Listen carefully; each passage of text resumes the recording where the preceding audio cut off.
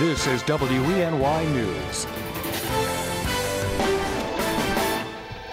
Thanks for clicking on the webcast. I'm Joe Malillo. Here's the latest from WENY News and the Star-Gazette. Well, local New York State Senator Tom O'Mara is asking voters what they think about Governor Andrew Cuomo's proposal to pay for prisoners' college education. Nearly 4,000 people logged on to his website to answer the question, do you support Governor Cuomo's plan for New York State to provide a college education to state prison inmates? Out of those people who voted, 54% say they do support it and 46% oppose it.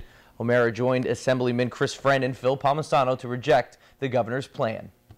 Ithaca Police Department is warning people in Tompkins County to be careful on the ice after a couple of people fell through after they thought it was thick enough to hold their weight. Now on Saturday, Ithaca PD responded to a person that had slipped from a trail and into the water near Ithaca Falls. As police were responding to that call, another call came in reporting that 2 more people fell in the water. Everyone made it out safe, but police are warning that the warming temperatures may have made this ice unsafe. Please keep clear of any body of water, even if it appears frozen. And Penn State topped their record yet again in a dance marathon. Over 700 students spent the entire weekend, 46 hours straight, dancing in the Bryce Jordan Center, raising money for kids. The university's annual fundraiser raised $13.3 million for Penn State Hershey Children's Hospital. Last year, the record was $12.4 million. Thon has now raised more than $114 million since 1977. And schools in Elmira are in the middle of a major merger, and Horseheads and Elmira Heights could soon have the same fate. Tonight, the Elmira Heights and Horseheads school boards are meeting together to launch a year-long study to whether the districts should merge or not.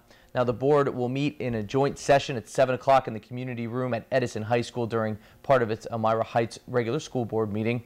There are 3 resolutions up for a vote. One is to use the state efficiency grant and its guidelines to do a feasibility study and approve a timeline is the second one. And lastly, to appoint 3 new board members to a joint planning committee. All right, now here's Craig with your forecast. Morning, Craig. All righty, Joe, good morning to you. Good morning, everyone. As we look ahead today, well, it's cold compared to where we were this weekend, that's for sure. And it's a cold, flaky end to February as we go through the last week of February here and into March. Bouts of cold air will be visiting us here in the Twin Tiers, and wind chills by tomorrow morning likely near 0. So here we go again. We've been talking about it. Last week I was telling you about it, this big pool of cold air. Some call it the polar vortex, and it is, but more importantly, it's just going to get cold. That's the bottom line as we have these bouts of cold air that will be visiting us here in the Twin Tiers through the course of the week. In the 20s right now, let's take you through today with Future Track. And overall, it's just a few scattered flakes flying around. Steadier lake snows to the east and southeast of Lake Ontario. So if you're heading up into central New York, you'll likely run into that activity. Overnight tonight, the weather's fairly quiet. Some clouds, maybe a scattered snow shower, and temperatures dipping down into the low teens. By tomorrow morning, wind chills will likely be down near 0 as we start off our Tuesday. All right, here's your 7-day forecast. Not really sure you want to look at it, but I'm trying to be as accurate as I can in my forecast. That's why I'm here, right? And I wish I had better news.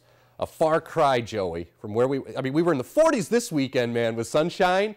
We're only in the 20s this week. And the wind chills, those wincing wind chills, you know that stuff when you walk outside and your face goes, ooh, they're back. I should grow out my beard again. Yeah. Stop that from happening. Craig, it was a lot of fun wearing T-shirts, but I appreciate your honesty when doing this forecast. It's hard to see, but all right, thanks for clicking on the webcast. I'm Joe Malillo. For the latest weather, it's news and sports. Be sure to watch WENY News at noon, 5:36 and 11. Don't forget to pick up a copy of today's Star-Gazette. I'm Joe Malillo. Have a great day.